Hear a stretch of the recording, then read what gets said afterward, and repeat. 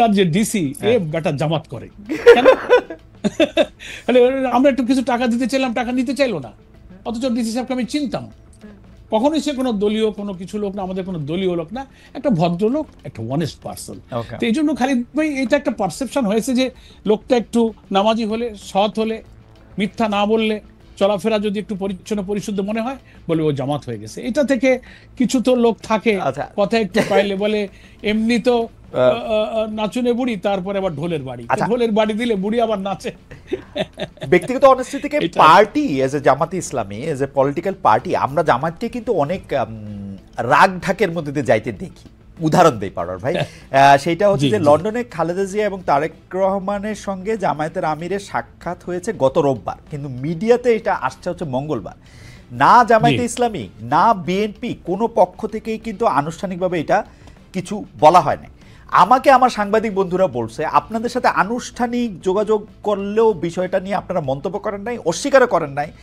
সংবাদ সম্মেলনে প্রথম আমরা দেখলাম জামায়াতের আমির আনুষ্ঠানিকভাবে বিষয়টা বলতেছেন।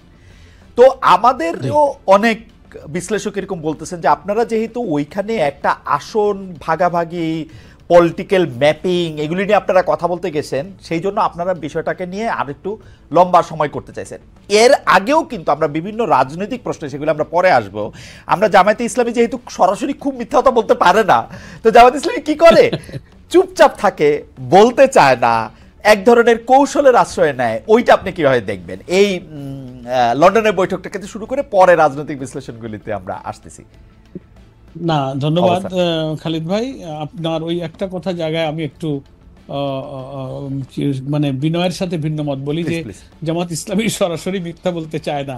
আমরা সরাসরি তো বলি না, আমরা পরোক্ষ বা অসরাসরিও কখনো মিথ্যা বলি না। আপনার প্রশ্ন এড়ায় যান আর কি, চুপ থাকতে পারি, যেই প্রশ্ন একটু আনকমফোর্টেবল, এটা আপনার একটু এড়ায় যান। অন্য পলিটিক্যাল পার্টির মতো রিয়েক্ট অ্যাক্ট করেন না, মিথ্যা বলেন না, ঠিক এড়ায় যান আর কি। আমি এটার উদাহরণ একটু পরে দিব পরার ভাই আপনাকে। যাই হোক, এইটা যদি আপনি একটু বলেন। ঠিক আছে, তো আমি এইটা একটু বলে নিই। আপনি যেটা শুরু করেছেন আজকে আমাদের সম্মানিত আমির জামাত মিট দ্য প্রেসে এটা খুব পরিষ্কার করেছেন যে আমি যেহেতু ওনার রেগুলার আমাদের সফর ছিল Belgium, Brussels, UK, European union, commission, বিভিন্ন সংস্থার সাথে উনি বসেছেন। তো উনি কিছুদিন আগে উনি লন্ডনে গিয়েছিলেন, তো তখন সংক্ষিপ্ত সফর শেষ করে উনি চলে এসছেন। ওনার পরিবারের সদস্য লন্ডনে থাকে। তো যেহেতু উনি গেলেন, উনি এই চিন্তাতেই গিয়েছেন, সিনসিয়ারলি স্পিকিং খালিদ ভাই, যে যাদের সঙ্গে দীর্ঘ সময় রাজনীতি করলাম, উনি তিনবারের সাবেক প্রধানমন্ত্রী, আমাদের একজন শ্রদ্ধ সহকর্মী, এখন একদিকে তিনি অসুস্থ, আবার একদিকে তিনি মজলুম, তার উপরে অনেক জুলুম করা হয়েছে। তো উনি চেষ্টা করেছিলেন যাবার আগে একটু অসুস্থ অবস্থায় ওনাকে কুশল বিনিময় করতে যাওয়ার, যে কোনো কারণেই হোক সে যাওয়াটা আর হয়নি।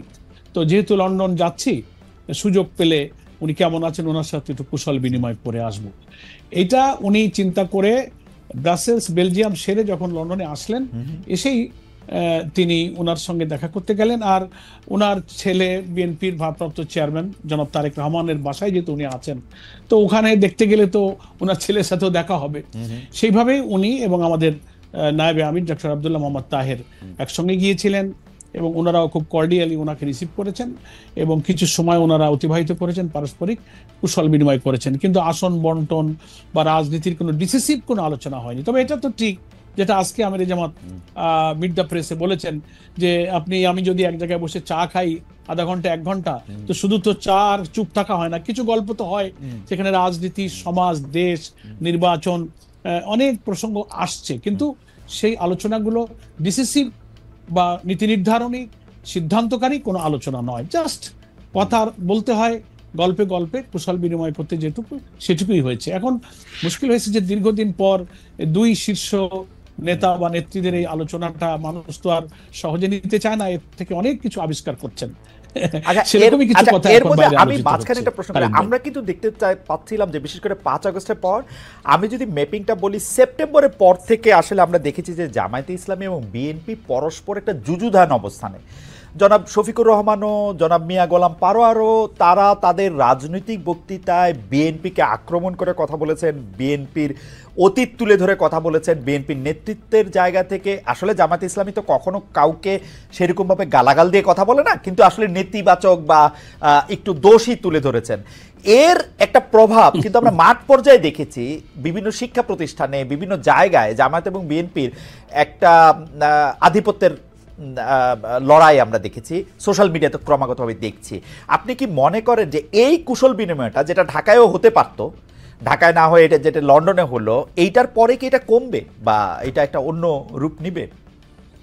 জামায়াত আর বিএনপির মধ্যে কি আবার পুনর্বন্ধুত্ব তৈরি হবে? আমি বুঝতে পেরেছি খালিদ ভাই, আমি এই প্রসঙ্গটাই আসবো। তার আগে একটু শুরুটা করে নেই যে বিএনপির সঙ্গে জামাতের আপনার বক্তব্য অনুযায়ী যে কিছু দূরত্ব বা সমালোচনামূলক বক্তব্য উভয় পক্ষে হয়েছে, এটা মিডিয়াতে নানানভাবে এসছে। এই ব্যাপারে আমাদের পরিষ্কার বক্তব্য হলো যে জুলাই অভ্যুত্থানের পরে আওয়ামী ফ্যাসিবাদীর পতিত স্বৈরাচার যখন বিদায় নিল, রাজনীতিতে তারাই ছিলেন আমাদের সকলের প্রতিপক্ষ। আমরা তাদের বিরুদ্ধে তো জোটবদ্ধ আন্দোলন করেছি, লং টাইম করেছি, সকলেই আমরা নির্যাতিত। জামাত শুরুতে আমাদের উপরে আক্রমণ এসেছে, শেষ জুলুমা আমার শিকার হয়েছে আমাদের দলকে নিষিদ্ধ করে।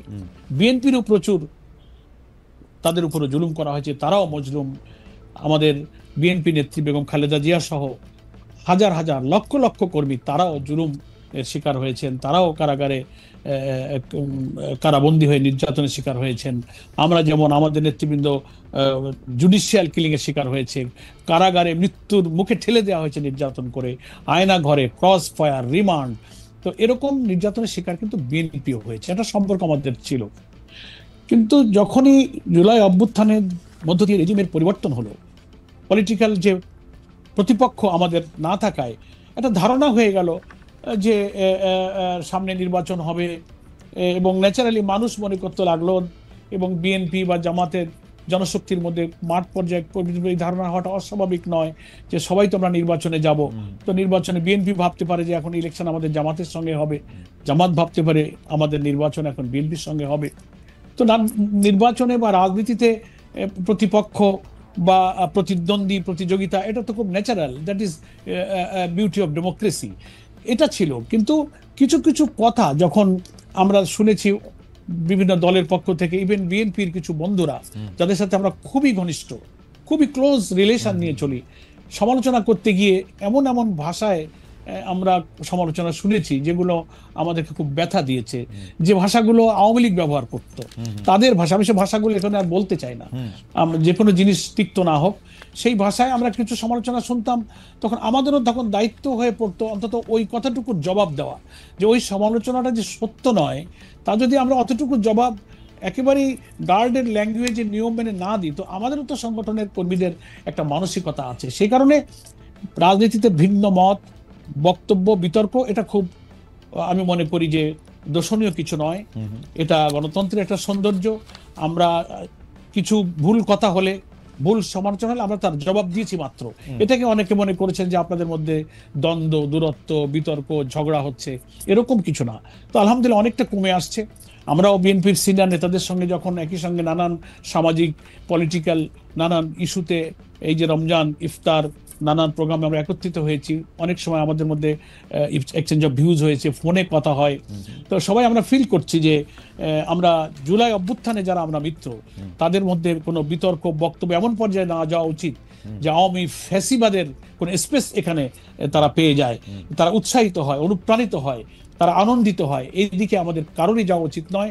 আমি মনে করি উভয় দলের নেতৃবৃন্দের মধ্যে এই ফিলিংসটা এসেছে, এই সচেতনতা এসেছে। তো লন্ডনে বেগম খালেদা জিয়া এবং তারেক রহমানের সঙ্গে আমাদের নেতৃবৃন্দের এই সাক্ষাৎ, আশা করি উভয় নেতৃবৃন্দের মধ্যে এই পলিটিক্যাল যে কার্ডসি, এই সৌজন্যতা, এই শিষ্টাচারের মধ্য দিয়ে আমাদের রাজনীতির প্রতিযোগিতা থাকবে। আজকেও আমির জামাত বলেছেন যে প্রতিযোগিতা ভালো, মতের পার্থক্য ভালো, আমি সেটা যেন আপনার বক্তব্যে বিরোধে রূপান্তরিত না হয়, রাইট, আমি আপনার বিরোধে রূপান্তরিত হয়, এ ব্যাপারে আমরা সবাই ইনশাআল্লাহ সচেতন আমি হতে পারবো।